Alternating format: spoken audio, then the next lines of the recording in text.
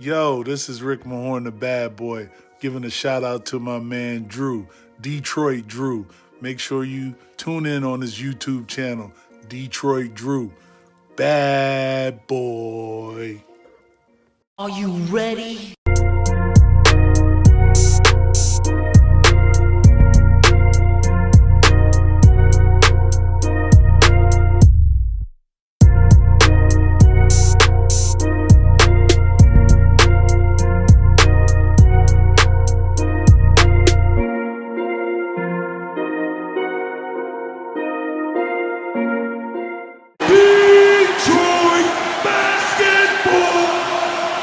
Yo, what's good, peeps? Hopefully, you guys are having a good hump day.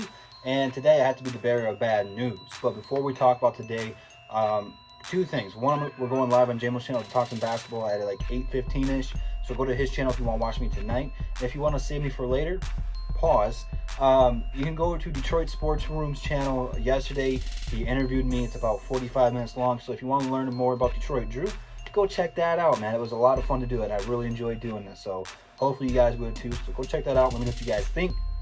But according to Shams, which if you guys don't keep up with social media, so you don't know who Woj or Shams are, these are like the two NBA guys that give you all the news and stuff. So when he says something, and you kind of need to like believe it almost, like do your research. But reportedly, the second bubble in Chicago is not likely to happen, which it was a long shot to begin with, but this is really going to hurt the Detroit Pistons because I wanted to see these young guys get some in-game opportunities, but I understand it because what would they be playing for? It's going to take place after the draft lottery, so the draft's already going to be set, and I think it's supposed to be scheduled after the draft, so there's not going to be any bonus for that. So what would the teams be playing for more than just fun? I think that their main focus needs to be on getting a bubble for Summer League ready, and then really focusing on what's going to happen next year. Like, are they going to be playing in Disneyland next year?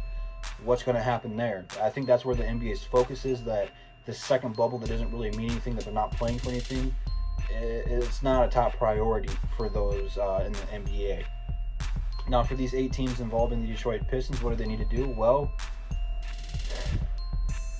for the Detroit Pistons, their main thing should be scouting undrafted personnel. Because we have a new G League team. We have lost all the players from the Grand Rapids Draft. We don't hold any of the rights to them. So Jordan Bone's safe, Sekou safe, Lewis King safe. Those are really the only people that I know for sure are safe. I'm not sure if there's going to be like a expansion draft where all the G League teams are able to protect a certain amount of players like they would for an expansion team in the new NBA. I'm not sure how that's going to work, but their main focus should be looking at some guys who should have maybe gotten drafted and signing those guys to the G League team. It's really starting to build up from the ground, get some more young talent in here, develop those players so that way in a couple of years, 5 years on the road where they've been playing pretty well, they showed improvement, they can get their shot in the NBA. For Luke Kennard, Sekou, Bruce Brown, Mahai, Jordan Bone, all the young fellows, Christian Wood, they just need to keep working out. Keep working on their individual games, staying focused, staying in shape. Don't let this distract you or get you down too much, because there's going to be an NBA season next year, and we should be confident in that because this Orlando thing, it's worked. MLB has struggled with it. They're talking about shutting it down. NBA's taken every single cautionary safety step along the way.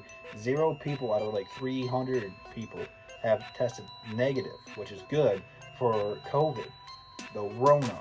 So NBA knows what they're doing. They know what to do to be safe. So they're really, I think their mindset's going into that. But for our young fellas, man, just keep working, man. Don't let this discourage you. I know everyone wants to go play basketball.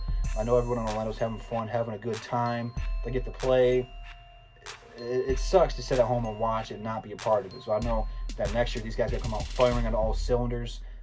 Pistons need to like keep focusing on the draft. Make sure that they know who they want in case any scenario. We are so close to getting to know what position we are picking. Hopefully a top 4 pick. Hopefully, fingers crossed.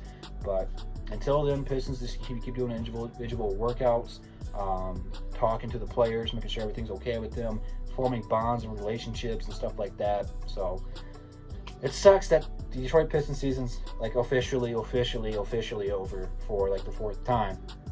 So I'm just ready for next year, man. I'm ready to watch the Detroit Pistons yet again, but we got a long way to go. I think the ETA for next year is around Christmas time, so it's a long ways away, but we should see some serious player development and growth next year. I really think that this time off is good for them. It just sucks that they can't play.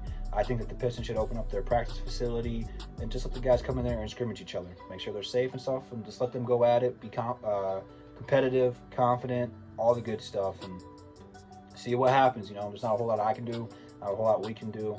Just gotta wait and see what's gonna happen. But let me know what you guys think about the second bubble not happening. Leave it down in the comments. Instagram, Twitter, DSA members, DSA website, DSA channel, all in the description. Make sure you guys go check all that stuff out.